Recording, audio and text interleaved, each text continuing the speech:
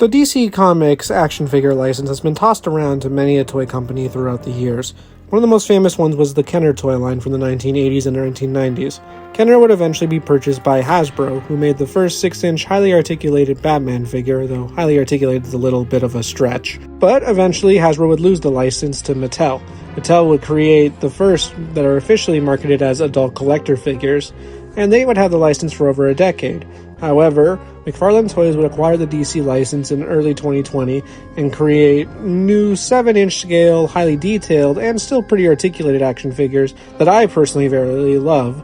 However, lots of people have issues with them, which is what this video is about. I'm going to be comparing both toy lines and explaining why I feel that Mcfarlane was superior, and also explaining why I wasn't so happy at first to hear that Mattel reacquired the license. And since this is my 500 subscriber special, I want to thank you all for subscribing and watching my videos, and I hope you enjoy this one too. Now, as you can probably tell by the title, I definitely prefer Mcfarlane over Mattel. That doesn't mean I want this video to just be one-sided. So right now, I want all of you who are fans of Mattel's DC figures to go into the comments, and as long as you don't bash Mcfarlane and just tell me strictly about what you love about Mattel, I will reply to your comment and explain why that's a good thing to feel that way, because I don't want to make anyone feel bad. In fact, I'm also going to list some things that I like about Mattel right now. For all the issues I have with Mattel's DC collectors line, I do really enjoy their kids' figures. The articulation isn't the best, but he gets the job done, and they usually have a bunch of fun play gimmicks. I also do enjoy their Movie Masters toy line. While again, the articulation is pretty bad, for the time it was a decent way to get 6-inch scale DC figures based on the upcoming movies that were coming out. And this was at a time when Marvel Legends was basically dead, so you couldn't get 6-inch figures for most of the Marvel movies that were coming out at the time, and even if you could, they didn't often have a full cast, whereas Movie Masters does indeed have a full cast for the most part.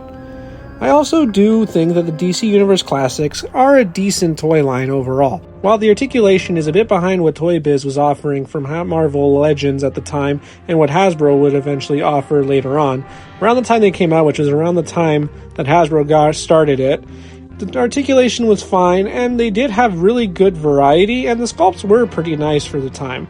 I will also say that in 2018 they did get better when they swapped to the blue packaging style of their DC Multiverse figures, as that's when they started to try and actually compete more with Marvel Legends articulation standards. And unfortunately that's about all I can really say positively on Mattel. So let's get into the comparison fully now.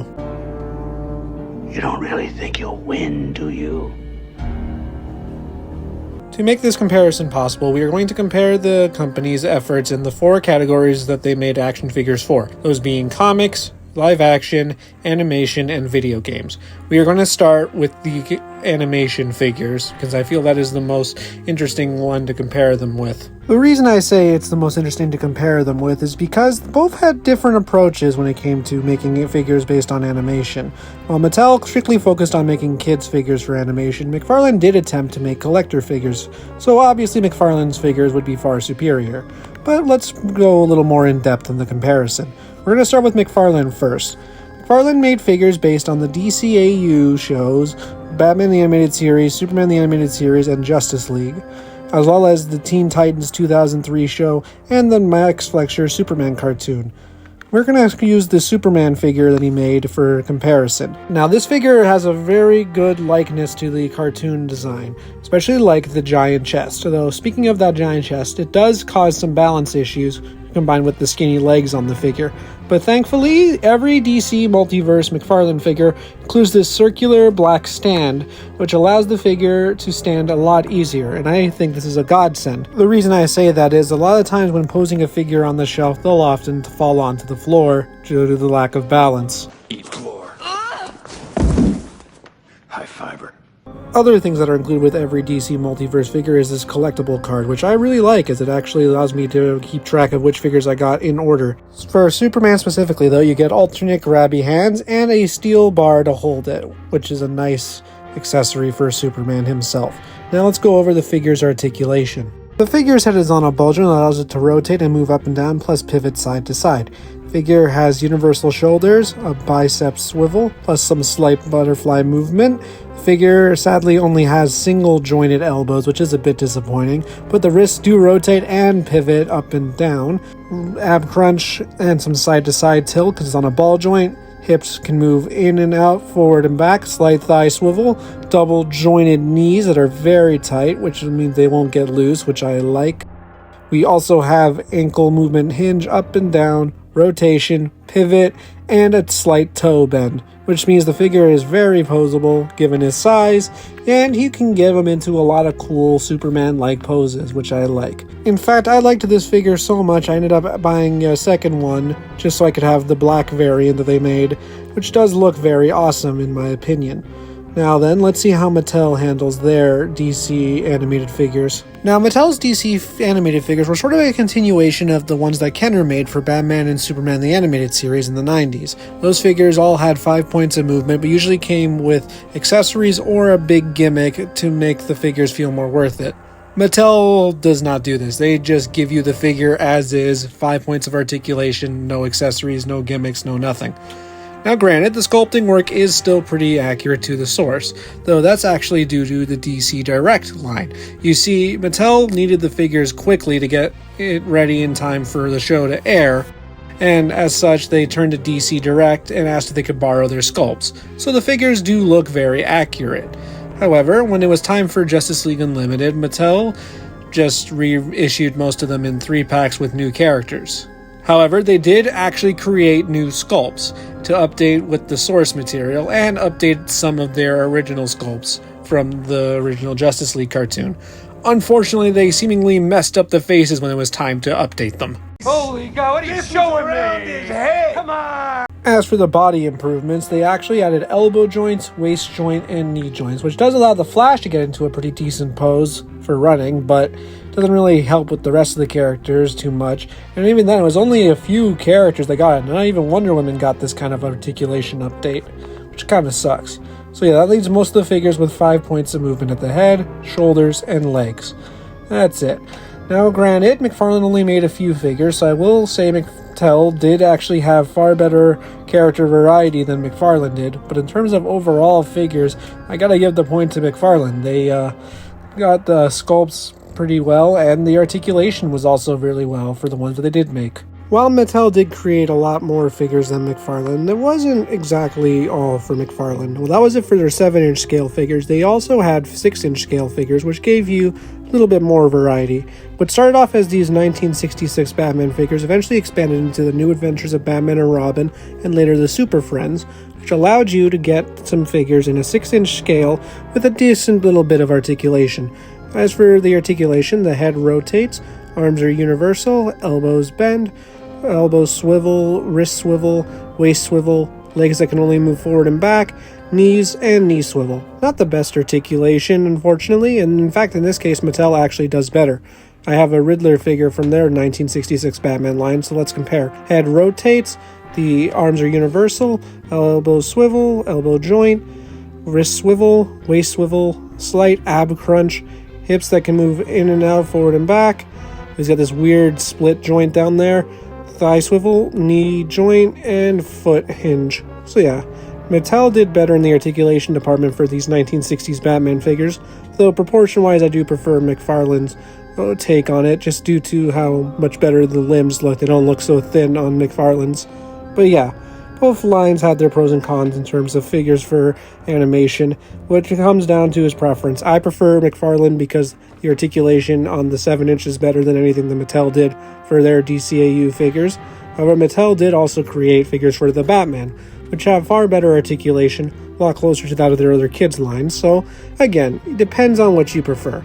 So I'll leave this as a draw for now. Now, while if Mcfarlane continued to make 7-inch scale DC animated figures, they would have won this round easily, but because they only made a few, I can't give them the point, and I can't count their reissues of DC Direct Batman the Animated Series figures, because those are just re-releases with sometimes updated paint job. They weren't created by Mcfarlane Toys, they were created by DC Direct. So Mcfarlane sadly does not get the point, which I guess means DC Direct wins this round. He stole my balloons! Why didn't somebody tell me that he had one of those things? Moving on to video game figures, we have an interesting comparison here. Mattel, I feel, did not do the best job when it came to their video games. They mostly tackled the first couple Arkham games and the Injustice video games. Starting with their Arkham figures, we notice a big problem right away: scale and consistency. Half of the Arkham line is stuck in the 4-inch scale DC Comics Multiverse line, while the rest are part of the Batman Legacy line, which are 6-inch scale. Both of these are incompatible scale-wise. And that sucks because a lot more characters were made for the 4-inch scale, which was a scale Mattel did not use too often compared to their 6-inch scale figures. Another big issue with the 6-inch scale figures is a lot of the characters that they made for those 6-inch scale Arkham figures were stuck in 2-packs, like this Batman and this Two-Face. You can only get Two-Face if you buy a Batman with him, and same thing with Catwoman here. Now, they did do a bit better when it came to their Injustice figures, as those were all 6-inch scale. However, the articulation still doesn't look that great, especially when you look at something like this Superman, where I can't even tell if he has elbow joints or outward movement in the hips. But then things like this Green Lantern show that the articulation is decent enough. Overall, though, yeah, Mattel didn't do the best job when it came to video game figures, and to me the biggest issue was them splitting the scales. If we were just ranking the 4-inch figures, it would be pretty good because they had a lot of characters for that, but I feel that 6 inches is their main scale, and since they had figures in that scale that weren't available in the 4-inch scale, I think it adds up to Mattel not doing the best here. As for Mcfarlane, though, they are more interesting to compare because they actually still use two different scales, 12-inch and 7-inch. However, the 12-inch figures are actually meant to scale with the 7-inch figures, so this actually is one cohesive scaling. And they made plenty of figures. Once again, Injustice and Arkham got attention, but we also got figures from the Gotham Knights video game. Looking at their Arkham figures, though, this is some of my favorite works from Mcfarlane. The detailing is spectacular. Like, look at the detailing on this Titan Joker figure. That is genuinely really awesome looking. Same thing with the detailing on, say, their Arkham City Joker, or heck, let's not talk about a Joker. Let's look at their Scarecrow. Look at the folds and stuff. They just look spectacular. But looking is only half of the battle. How do they pose? Well, I actually own a lot of these, so I can show off an articulation. I'm going to choose the Arkham Asylum Joker to show. The head can move on a ball joint, arms are universal, bicep swivel, double jointed elbow, wrist swivel, wrist pivot, got a ball jointed torso, hips that can move forward, back, in and out, not really a thigh swivel, double jointed knees, ankles that can move down, and an O hinge. So the articulation is far better from what I can tell compared to the Mattel figures. Another thing I feel Mcfarlane kills Mattel in is accessories. Most of their Arkham figures and Injustice figures came with 0 accessories, or at the very least you get 1. While with Mcfarlane, accessories are far more common. The only ones I can think that don't have them are the 12-inch figures, Gorilla Grodd, and Scarecrow. Now, Joker here, for example, comes with 3 accessories. We got 2 sets of shattering teeth and a gun. The reason the gun is interesting to me is that he was one of the only figures to come with a gun for a long time, as eventually the guns would be phased out for their normal releases, until they realized they could just increase the rating on the packaging, and then the figures should come with guns. So I'm glad to see they found a workaround for censorship like this. But yeah, I think Mcfarlane excels in almost every way compared to Mattel. Like, look at the paint job comparison between these black and white figures compared to the one that Mcfarlane offered. The Mattel figures look so plain with their pure white compared to the actual nice shading of gray and black that Mcfarlane has. Still, could be worse. My nose could be gushing blood. Your nose could be... What do you mean by that? That's actually another thing I like. The little bits of red on the figure really make them pop. So yeah, if this wasn't obvious, I definitely prefer Mcfarlane's video game figures over Mattel's. The more consistent scaling, the more accessories, the very cool detailing, and all around just making some of my favorite figures in the line. I just have to give the point to Mcfarlane. Sorry, Mattel, but Mcfarlane did a better job.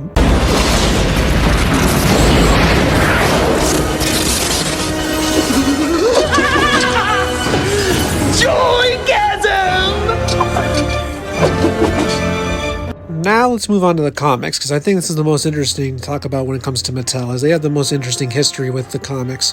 Originally, they were only granted the rights to make Batman and his villains, So as such, they created a Batman line in 2003. These figures were mostly just kids' toys though. They had giant gimmicky accessories and hardly any articulation, which is a little sad, but they were fun for what they were. And you did get some nice villains like the Joker in there too. However, when it came time for them to switch it up when they got the rights to Superman, they created the DC Superheroes toy line, which is a weird name because they only got access to Superman and his villains, but they did make the most out of this line and gave you a ton of characters. A lot of very nice figures here. Articulation was a big step up from what they had before. This was their truly first adult collector line, though they did also still have repaints from the previous line, which kind of defeats the purpose of that adult collector label. Figures were available in both 6-inch and 12-inch scales, and the 6-inch figures came with a comic book, which is a nice accessory to include. The best figure for me, though, was the Parasite, and that's just due to the fact that he has the best sculpt, in my opinion, with a lot of rich detailing poking through on him, and that's something I really like to see. But this line wasn't meant to last forever and would eventually be replaced with DC Universe Classics, when Mattel acquired the rights to make the rest of the DC universe. But since they have spent so long making Batman and Superman figures, surely they want to try and make a Wonder Woman as soon as possible, and possibly in the first wave, right? Right? Wrong! Yeah, Wonder Woman came out in Wave 4, and Flash ended up coming out in Wave 7. That's how spread out they were on trying to complete the main Justice League members. Another thing that's a little shocking is the lack of accessories. Now granted, most figures do at least come with 1 or 2 accessories. However, there is some weird inconsistencies, like for example, this Riddler comes with his cane, but this Riddler comes with nothing. But every figure came with a Build-A-Figure piece, or as this line calls it, collect and connect. The idea was that you buy the whole wave and you can build a bigger character, which is fun. And it works well for the DC since they have a lot of characters that suit the Build-A-Figure style pretty well. However, one of my biggest issues with DC Universe Classics has to do with mold reuse. You see these figures, all these male superheroes reuse this mold. Like, pretty much all of them do. And even some of the villains do too, like Killer Moth here. Yeah, this mold was reused so much, and it's alright, but this will become a problem later on, you'll see. But regardless, this line would continue to go through with the figures all having around the same points of movement, though strangely some figures like the Creeper was given double jointed elbows and knees, but that didn't become standard. Most figures still stuck to single jointed elbows and knees. But eventually the line ended in 2011, and Mattel would then create the Totally Heroes line in 2013. Now these figures are specifically marketed as kids figures, but they have almost the exact same articulation as DC Universe Classics.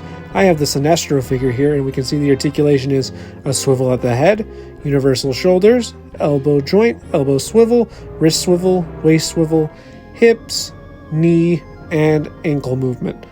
So that's about the same articulation as a DC Universe Classics figure, which I'll show you in a bit. But thankfully, in 2016, Mattel came back and rebranded to DC Comics Multiverse. And surely after 5 years of waiting, they would come back and make something that would be on par with the current Marvel Legends at the time. What? You gonna update the articulation? No, 'cause I'm evil. Yeah, no, these figures have almost the exact same articulation as the DC Universe Classics figures, just by coming out 5 years later. In fact, these figures have sometimes worse articulation, as are evidenced by this armored Batman based on The Dark Knight Returns, whose elbows and knees look like they've been like 20 degrees. And speaking of DC Universe Classics, they also brought back those molds again. And in the worst case scenario, they just repainted them directly. They made a Super Friends line where they took their old DC Universe Classics figures and repainted them to be Super Friends. So the reason I didn't include them when I talked about the animation segment is these are DC Universe Classic figures just repainted to be Super Friends figures. Same reason I didn't talk about the Young Justice figures, because those are also DC Universe Classic style figures. But looking at the Green Lantern, which is the one I do own, we can compare the articulation to the Total Heroes line, and we can see that the head swivels, arms are universal, shoulder joint, bicep swivel, elbow joint, wrist swivel, very useless ab crunch, waist swivel, these weird hips with these cuts in them that allow the legs to move outwards, above the knee swivel, knee bend, and ankle movement. The articulation is almost identical to the Total Heroes line, just missing a few swivel joints and that weird useless ab crunch. yeah, their kids line is almost comparable to their collector line, and that is not good. Especially since if you compare it to what Marvel Legends was offering, they had double jointed elbows, knees, and far better range in all their joints by far. Plus, they also came with build-a-figure pieces still, like these figures, and also alternate heads and alternate hands. These figures were far behind what Marvel Legends was offering. Thankfully, though, this wouldn't last, as in 2018 they got a new packaging style and the figures were updated to better match Marvel Legends standards. The figures now had thigh swivels at near the top of their legs, which was a big step up, as well as having double jointed knees, which also helped a lot with the articulation. However, the biggest update, personally, was more accessories being included and finally swappable heads and hands. Along with some figures still including the Build-A-Figure pieces, this made a line that was pretty comparable to that of what the Marvel Legends was offering at the time, which was a great improvement over what happened before. Build-A-Figure waves were also shrunken down to 4 figures a wave, which made it a lot easier to collect and connect for the characters. So yeah, right near the end, Mattel did a really good job making figures that were comparable to that of the competition. But they could have done even better, as evidenced by this prototype Batman that we saw. But unfortunately, this figure was rejected due to being too expensive to produce, which is a shame because it looks really good. It's not about money. It's about sending a message. Regardless, though, Mcfarlane's up next. So let's see how well they did. Now, Mcfarlane Toys kept the same branding, calling the line DC Multiverse. However, they had a different approach. The figures became more focused on detailing to, I guess, stand apart from Marvel Legends, which I think is a good idea, because if you can't really copy someone's success, best to try and do your own approach. And I really like the detailing on the figures, especially. So we're going to start early on and work our way up. We're going to start with the Action Comics 1000 Superman to use as an example. This figure looks really good. I especially like how awesome the logo on his chest looks.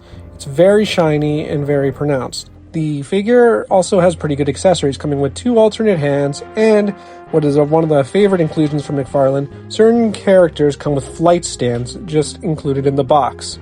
Now granted, this has since disappeared for a lot more recent releases, but for a while, a lot of characters came with this, and I really appreciated that.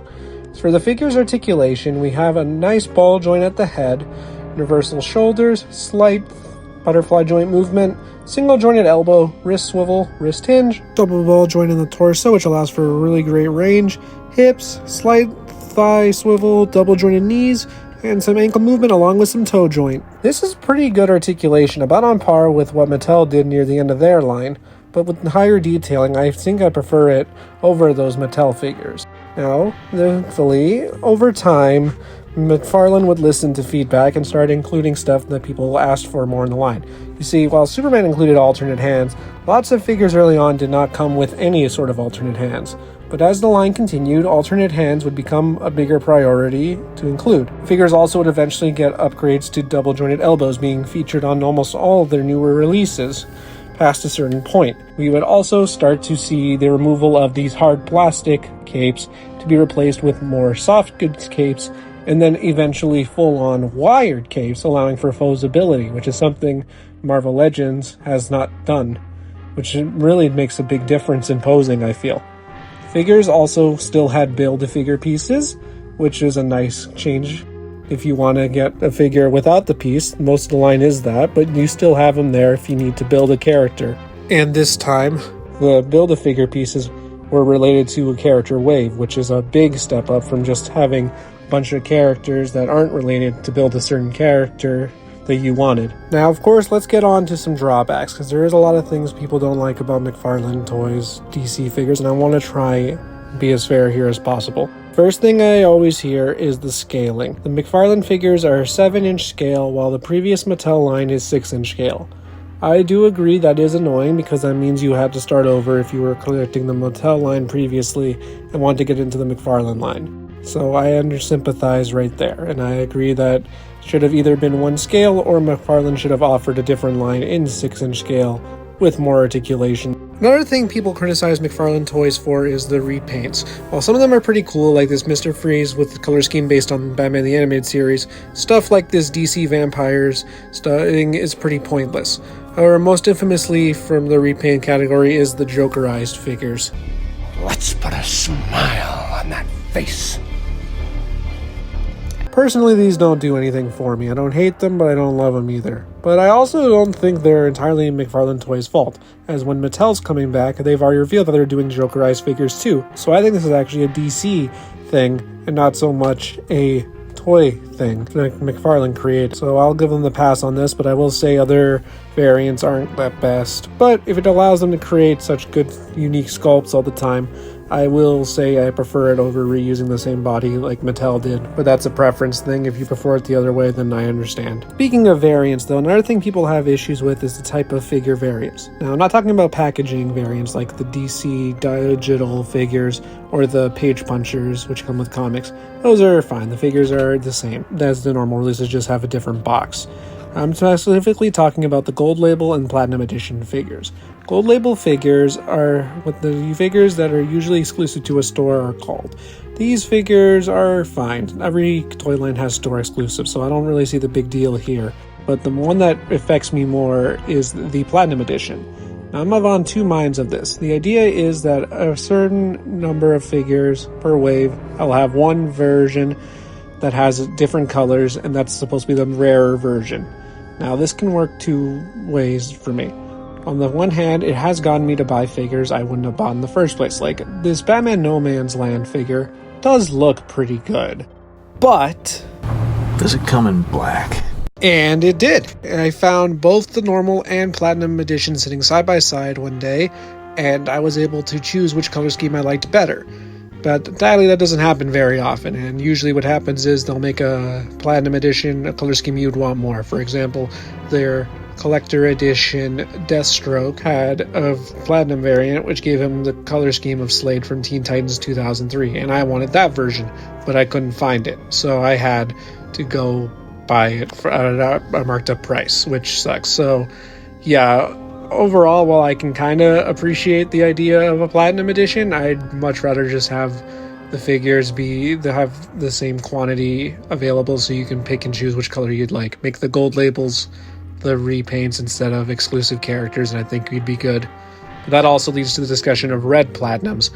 This is even worse. Basically, this is a rare chase figure, but instead of a repaint, it's an entirely new character, which sucks. But it does allow some more obscure characters to be made, but at the same time, I'd rather just have the character be available instead of having to pray I get lucky. So yeah, I'm going to say Platinums are a bad idea, and I agree that it's a fair criticism to make. The final big criticism I'll bring up is the lack of female characters. Now, this is a legitimate concern.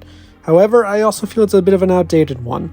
You see, this usually stems from an interview Mcfarlane did years ago where he said that he doesn't like to include too many females characters in his figure wave because he's worried that boys won't like them.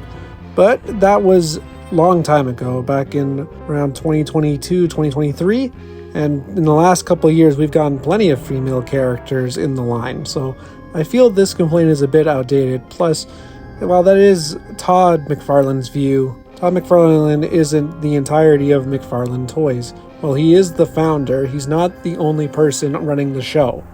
So there is a lot of decisions that can go into it. In fact, part of me believes this might be another DC thing, because Mattel's current lineup also features 0 female characters coming out for their new kids line. Now then, which line did better for comics? You see, this is where things get tough. I personally prefer McFarlane. I think the figures have much better articulation. In fact, here's a look at one of their newer figures, the No Man's Land Platinum Batman, just so you can see how much more articulation they have added since that start of their line when I did the Superman figure.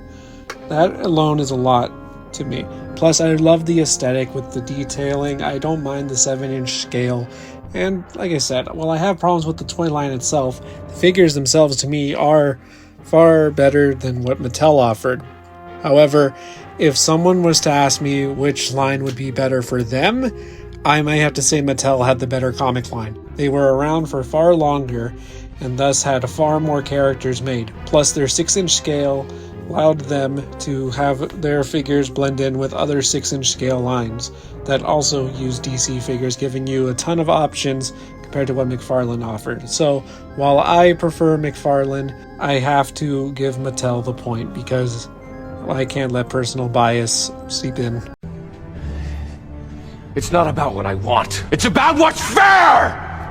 Once again, if I was going based strictly on what I prefer, McFarlane would have won this round, as I do prefer how they engineer their figures and how they aesthetically look. But Mattel did make more characters, and their scaling allows them to blend in better with other lines. So thus, Mattel gets the point, thus tying the score. Stay cool, bird boy. Your emotions make you weak. That's why this day's mine. Like I said, this video is tough to make because I want to try and be fair here. While I still prefer McFarlane over Mattel in every way possible, I do have to try and give Mattel credit where it's due. And so their comic figures, I believe, were a bit better in terms of making a display for collectors. But now that the scores are tied, there's only one more round left, which is live action figures. So let's see who made the better live action lineup between the two companies.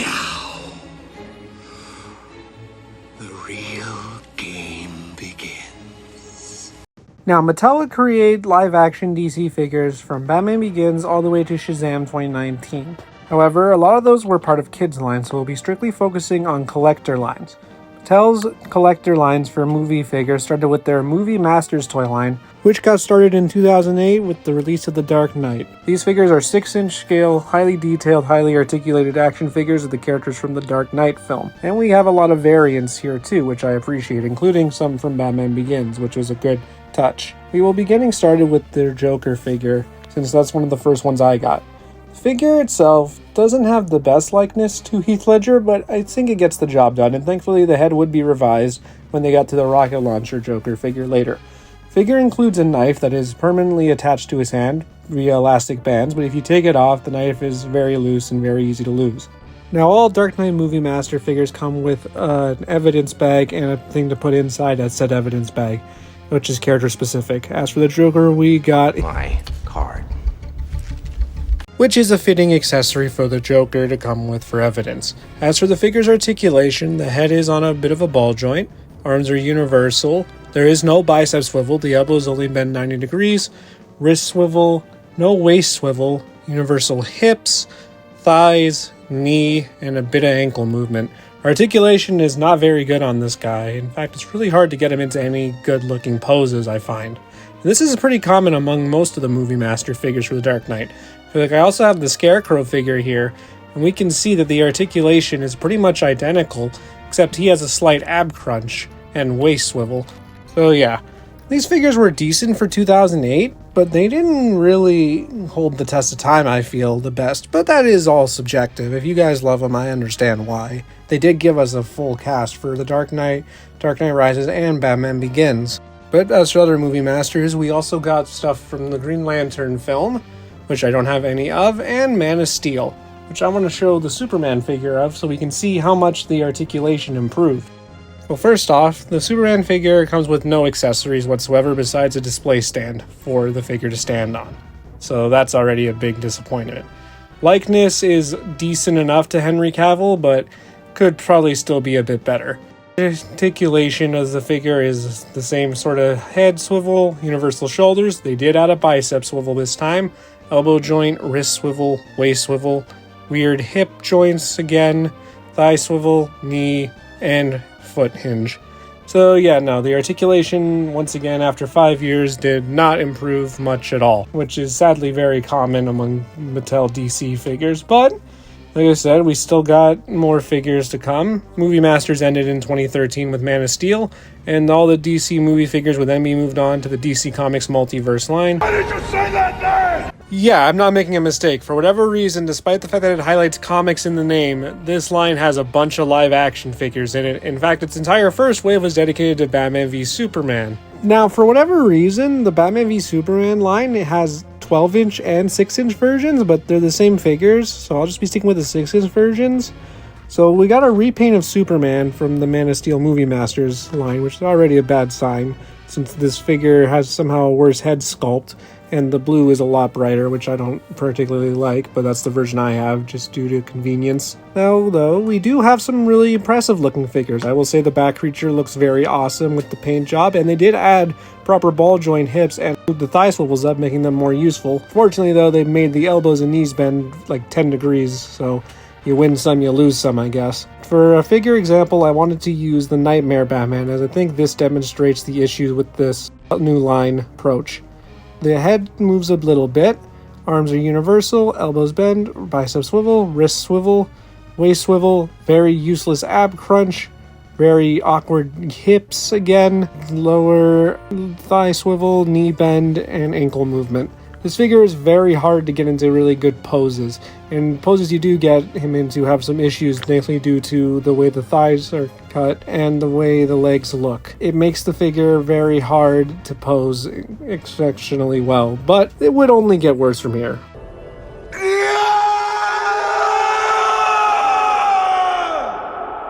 Well, the line did also make the CW figures. I don't own any of them, but I do own some figures from the Suicide Squad 2016 film, so I want to show off their Deadshot figure. Well, first off, get some positives out of the way, the head sculpt is a decent likeness to Will Smith, which I appreciate. However, where the figure falters is accessories. You'll only get one pistol for him to hold and nothing else. He does come with a Build-A-Figure piece to build Killer Croc from the movie, but that's about it. You do also get an alternate masthead, but no other weaponry, which sucks because the 12-inch figure came with a big gun as well as the small pistol. As for the articulation, this figure shows the worst of the line. The head just kind of swivels. The arms are universal, the elbows bend like 25 degrees, slight bicep swivel, wrist swivel, waist swivel, very useless ab crunch again, very bad hips again, lower thigh swivel, very limited knee movement, and ankle pivot up and down. This figure has very bad posability, and I have yet to find a way to get him into a very cool looking pose, and I think that's a big issue with this line overall. But flash forwarding a bit, we of course would get figures based on Wonder Woman, Justice League, and then the line would swap over to the new packaging style for Aquaman and Shazam, which did give us better figures with more articulation, similar to what happened with the main line. But by then I felt the damage was a little too late, because they only had about 2 films to get that treatment with. But still, overall, they did cover a decent majority. Like I said, positives are that they did make a lot of the cast members for the films, which I do appreciate. But let's move on to Mcfarlane and see which figures they made during their run of the license. Now, Mcfarlane Toys would create figures in 2020, so they would create figures based on the films Wonder Woman 1984 all the way through the new Supergirl film this year. Figures would keep the amazing detailing as seen on their other figures, but for live action specifically, I think it does wonders because of how much more detailed the costumes are in live action compared to how they are in comics and animation.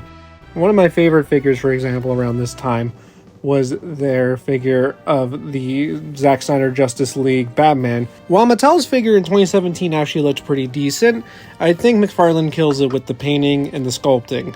The detailing is just on another level, especially when you look at the cape. Mattel used a cloth cape, while McFarlane initially used the nice rubber cape, and the rubber cape allows the detailing to be very presentable, and I really like how it looks here. Another thing that this figure has is a variant with an unmasked head. The unmasked head has a pretty good likeness to Ben Affleck. Now, when it comes to the likenesses on these live-action figures, a lot of people criticize McFarlane for not doing the best job for the actors' likenesses. I can sort of see it for some of them, but other figures I think just have like really good likenesses, especially when you consider they aren't implementing Hasbro's face printing technology. A lot of these look really good, and Mattel did a pretty good job too, so I will say they're both about equal in this point here for likenesses, but I still really love how McFarlane made the figures look. And as I said before, McFarlane would make figures for every DC film between 2020 and 2026.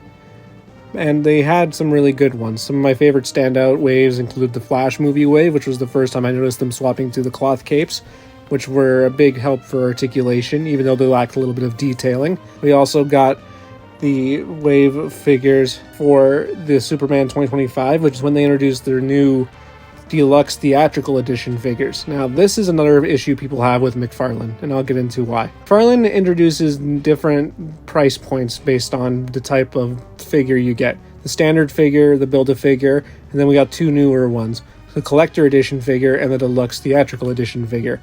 Both collector edition and deluxe theatrical edition seem to be about the same price. The collector edition figures sometimes come with a big variety of accessories, but other times not. It seems the collector edition label is just designed to say that this is the figures that the collectors have been wanting, which is why a lot of the female characters are in that assortment. As for the deluxe theatrical edition, a lot of the times you do get figures that include different accessories that you wouldn't see on a normal release, but other times the figures only come with one or two accessories, which make them feel just like a normal release but upcharged. So I will say this is definitely a scummy business practice, and I'm not the biggest fan of it. But the figures themselves go, I got no complaints. The Superman 2025 figures and the new Supergirl figures, they use this box style, are some of the best live-action figures in the line, in my opinion, especially when it comes to articulation and sculpt. And I like that the Superman and Supergirl figures also include minifigures in their deluxe theatrical edition boxes, like Lex Luthor coming with the baby kaiju, or more infamously, Superman and Supergirl coming with different cryptos to make the figures feel much more worth it. Plus, you do get wired capes on the deluxe theatrical editions that you don't get on the standard editions, which does help increase the value, along with some alternate head sculpts, or in the case of Superman and Supergirl, alternate face sculpts. Now, the one slight annoying issue is that if you missed the Superman Deluxe Theatrical Edition, you did not have another way to get crypto from Mcfarlane until the Supergirl line came out, and that includes me, since I missed that original release and had to settle for the standard release. We finally meet. Would you like a coffee? Where's the dog? Dog? The dog, Luther! You took the dog! Where's the dog? I have no clue what you're talking about. He's just a dog. I don't know what dog you're talking about. Ugly dog in a cave? What did you say? Anyway, another cool thing about Mcfarlane's collector line for DC movies is that they also make 12-inch scale figures like they did with their comics and video game line. This was great for certain characters like Steppenwolf from the Zack Snyder Justice League or Darkseid from the same movie. We also got the Kaiju from the Superman 2025 film. All great figures that are perfect for the 12-inch scale. As for Build-A-Figures, we only got King Shark from the Suicide Squad, but he was also released as a standard 12-inch figure if you didn't want to build him, which is a nice option. And arguably the coolest thing about Mcfarlane's DC figures is that they actually make scaled vehicles for these characters. That's something Mattel never did for their collector's line, but it's something really cool that Mcfarlane did here, and I really like it. Especially since Mattel could have done it, because they did do it for their Batman 66 line, but they didn't do it for their collector's line to my knowledge. Now granted, there is a few other issues with Mcfarlane. One of them has to be shelf warming caused by certain films not doing so well. Now this happens with every company. Hasbro had problems with the Eternals figures not selling well, and Mcfarlane had trouble with their Black Adam figures as well as the Flash and Blue Beetle. Those figures were very big peg warmers and were hard to get rid of. Some days you just can't get rid of a bomb. So yeah, if it's not clear by now, I vastly prefer Mcfarlane's movie live-action figures over Mattel's live-action figures. However, there is one big thing I have not discussed yet that I believe cements Mcfarlane as the superior one when it comes to live-action, and that is honoring the legacy of DC live-action figures. Now, to be fair, Mattel did create some legacy live-action figures. I mentioned before their Movie Masters series had Batman Begins as part of their Dark Knight assortment, which was a good way to get that film some collector figures. However, Movie Masters also created these really giant Superman figures based on the Christopher Reeves films, but they're out of scale and have like cloth clothing, so that's a problem. And speaking of being out of scale, they eventually would revisit them as part of their DC Comics Multiverse line, but now they were stuck in 4-inch scale. As for the figure selection, we got Superman and General Zod, and then we also got some Batman 1889/Batman Returns figures. We got 2 Batmans, 1 masked and 1 unmasked, as well as a Danny DeVito Penguin and a Michelle Pfeiffer Catwoman. Those figures all look pretty good and have decent posability relative to their size, but they are all out of scale with the larger 6-inch figures that Mattel is mostly making at this point. But thankfully Mattel did have a solution near the end of their run to make legacy DC live action figures in 6-inch scale. They called it their DC Signature Collection figures. However, the problem is the lineup they picked for this line. They chose some weird characters to go with. We got a Linda Carter Wonder Woman, who, for strangely enough, stock images show her with these like weird cuts down her legs. I don't know what that's about. She looks pretty good. Got a John Wesley Ship Flash. He also looks really nice and comes with a nice flight stand plus some alternate hands. We also have some movie figures though. We got a Val Kilmer Batman. That's a surprising one, and he looks really nice, especially like that he also comes with a flight stand plus a grappling hook. And we also have 2 figures that Mattel had made previously. We have a Batman Returns Penguin, this time in the 6-inch scale, and he looks pretty alright. He's got a nice removable coat, removable hat, alternate hands, an umbrella, and a blast effect for the umbrella. But then the most interesting one is the Dark Knight Joker. Yeah, they actually remade their Joker figure into a modern figure, and it does look a lot better. Likeness especially is a big improvement. Comes with some really cool accessories like guns and cards and his knife. So yeah, the Joker I'd say is really good, but sadly, that's it. Only these 5 were made. And not all of them have people to go with. Like, you can put Linda Carter Wonder Woman and John Wesley Ship Flash with like the Adam West Batman if you want, but your 6-inch Danny DeVito Penguin doesn't have a 6-inch Michael Keaton Batman from Mattel to go with. Same thing with the Batman Forever figure. There's no Riddler or Two-Face for him to go with. Can you at least use the Dark Knight Joker with your other Movie Master figures, but he'll look really different because of how much more modern he is. So yeah, I'm not really sure what the point of this line was, but at least they showed they tried. As for Mcfarlane though, You wanna get nuts? Come on, let's get nuts. first of all, they made every single Superman live action actor that was in a movie into a 7-inch scale figure. Now, obviously, I already talked about the David Cornsweet 2025 Superman, but we also have the 2021 Zack Snyder Justice League Superman, which also got a Target exclusive repaint to be the normal colors.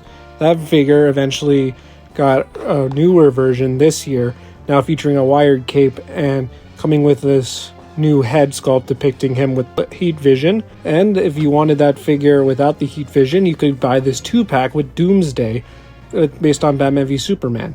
Now, this is my favorite version of the mold. The figure looks absolutely amazing, and Doomsday never got a figure from Mattel in the Batman v Superman type design, so it's nice to see Mcfarlane do it here, and the figure looks really awesome. It's actually mostly painted in light blue, but then they painted all over him with dirt on him to make him look more like the film. As for the Superman figure itself, the articulation is far ahead of what Mattel was offering with their Man of Steel Superman, being about on par with all the other Mcfarlane DC figures that we've shown so far, but with the wired soft goods cape, posing the figure as a cinch, and I really like how it is. Another newer figure they made was the Brandon Routh Superman.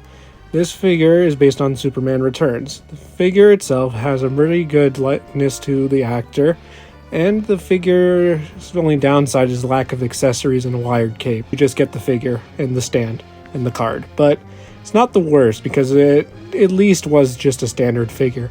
Plus, it was mostly body reused from the Christopher Reeve Superman, who came with an abundance of extra hands, so if you got any of those laying around, you can swap the hands out, I'm pretty sure. So speaking of that figure, this is my favorite of the Mcfarlane Superman figures. The figure comes with a ton of accessories, including 2 alternate heads. Plus, you get a flight stand and a wired cape. The figure was initially released as a collector edition, which was an interesting choice because that was before the deluxe theatrical edition existed, but was just recently re-released as part of the deluxe theatrical edition, which I'll talk about in a second. But I also want to quickly highlight that the platinum version for this Superman is the evil Superman from Superman 3. That is such a nice deep cut that I'm happy that it exists as a very rare variant for those who would like it, instead of just tacking up a normal spot, because it is just a repaint, and it's a pretty niche repaint at that. But speaking of the new deluxe theatrical edition version, one major difference is that the flight stand is missing.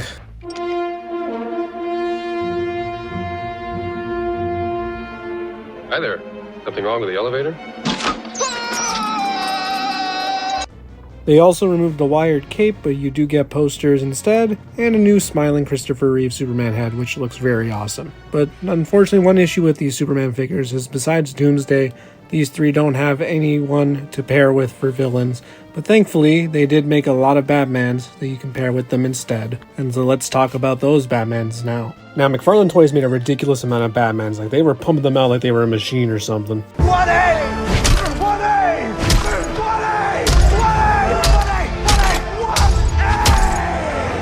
Just like with Superman, every live-action movie Batman got a figure, and most of their costume variants got one too, especially the Ben Affleck Batman. Which, speaking of, I want to quickly highlight the Nightmare Batman so we can compare it to the Mattel figure. This figure has some much better articulation, even with the trench coat.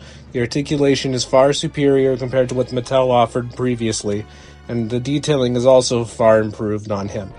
But they didn't just make Batmans for this line, oh no. They also made villains for the Batman films, and they made them all. Like, if you thought Mattel making a Danny DeVito Penguin was cool, Mcfarlane made Penguin, Catwoman, and Max Schreck, along with the Penguin Commandos, and the Batmobile, and the Bat-Missile on top of that. All from Batman Returns. Batman Forever, we got Riddler and Two-Face, and Robin. Batman and Robin, we got Robin, Batgirl, Poison Ivy, and a Build-A-Figure Mr. Freeze, and also the Batmobiles for both films. Then we also have the Nolan films, which got a ton of figures. I want to quickly highlight the Joker, so we can see once again how much better the articulation on the figure is compared to the original version by Mattel. And you can see even with the more trench coat, again, no issues with posing, and even the suit look doesn't get in the way. Now, another figure to compare is Scarecrow. Now, this is interesting. The Mattel one is technically more film accurate, but the Mcfarlane version makes some sacrifices, but the sacrifices allow for more leg movement, which I do appreciate, and at least the accurate version is out there for those who want one, which is why I own both. And with that, I think we understand that Mcfarlane just had a much better run when it came to honoring the DC legacy. Though, there is one thing left to mention. When Mcfarlane could not get the rights to make a Batman 1989 Joker, they had a solution. They were going to use an altered comic design for the Joker and release it as the Jack Nicholson Joker. And I think that was a brilliant idea, because at least then it exists, and if you really want a better likeness, you can buy a third-party head. However, this figure brings up one of the biggest issues with Mcfarlane that a lot of people have. Distribution. Distribution's pretty tough with this line. Pre-orders will go up very quick, and they'll sell out very quick. And finding figures in stores can also prove very difficult. And then Joker came out, and, well... Wait till they get a load of me.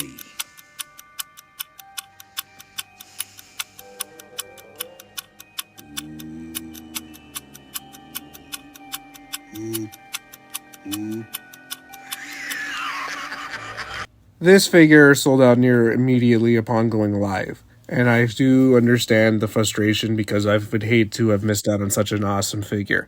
And if that's one reason alone that you're excited for Mattel to take over the line compared to Mcfarlane, I completely understand it. However, in saying that, I can't actually relate. I've been able to find every Mcfarlane DC figure I've wanted, including this Joker, without much issue, either through pre-orders or finding it in a store. There are a couple that I missed, but none that I felt the need to pay extra money for.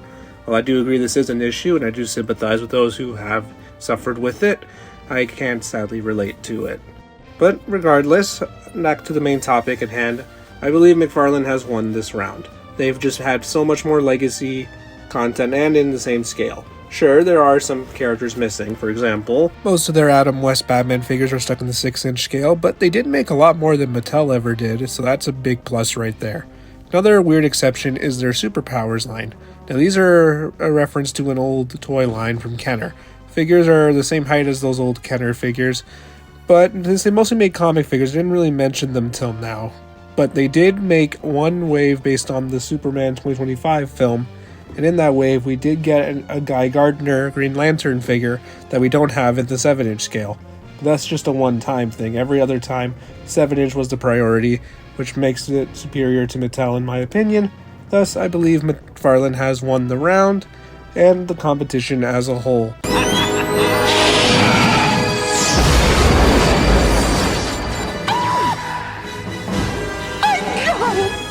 Now, a lot of you have suspected this conclusion just because of the thumbnail and the title of the video, but I did try to be as fair as possible. That's why I gave Mattel the point in comics and DC Collectibles / DC Direct the point in animated figures. But to me, Mcfarlane is my choice, because that's the figures I like the most. And it just happens to be because of their aesthetic and the style and the characters they picked. But still, when I heard the Mcfarlane was losing the license back to Mattel starting next year, my reaction was something along the lines of, Oh, no, no, no, no! Nobody! No! Oh! This is not how this was supposed to go! I was very upset at the time, and part of it was because a lot of Mcfarlane haters made me feel bad for collecting Mcfarlane and said they wished that Mattel never lost the license, so to see them win made me upset. But it has been over a year, and I have grown a lot since that time, after starting this channel out. And I realized they're all toys, who cares? Let's try and be civil about things. Who cares if a person likes one toy that you don't like? Toys are designed to bring joy to people, and that's what they should be doing. So I don't really care if Mattel comes back with DC or not, because to me, what matters is somebody's gonna love the line, just like how I fell in love with Mcfarlane's DC line. Now, as for the Mattel figures themselves, we did eventually see them. They do look pretty decent. This is their kids line, but I am a little skeptical, because we have been here before. This Little Heroes line had pretty good articulation for what they were, par on par with their previous collector line, but then when their collector line came back, the articulation didn't update, and that's what I'm worried about with these. Not to mention, they've also revealed 12-inch figures that have less articulation than the 12-inch figures they made previously. So, once again, a bit worried. But this line is improvement from their previous kits line. Here's a Parademon from the Justice League 2017 film, for example. You can see that the articulation was pretty decent, but these figures have even more joints, so that's good to see. But regardless, well, I probably won't be collecting them that much. To me, Mcfarlane just was my line. I really liked it, and it's hard to replicate that. It's what it says on their logo. It's an attitude, and an attitude is hard to replicate. It's not who I am underneath, but what I do that defines me. And with that all being said, I think I've covered everything I wanted to talk about, so I wish Mattel the best of luck with their collector line. Looking at how their He-Man Chronicle figures turned out, I think it should be hopefully pretty decent. And with Mcfarlane, thank you so much for the 6 years. I had a blast collecting this line. And the video is now done, so if you guys liked the video, please drop a like below. Drop a sub if you're feeling like it. Speaking of which, thanks for 500 subs, everybody. And with that all being said, I will see you all in the next video. And I want to thank Mcfarlane Toys for giving me my first superhero action figure that got me to start collecting a bunch more. No, sir. Don't thank me, Warden. We're all part of the same team. Night.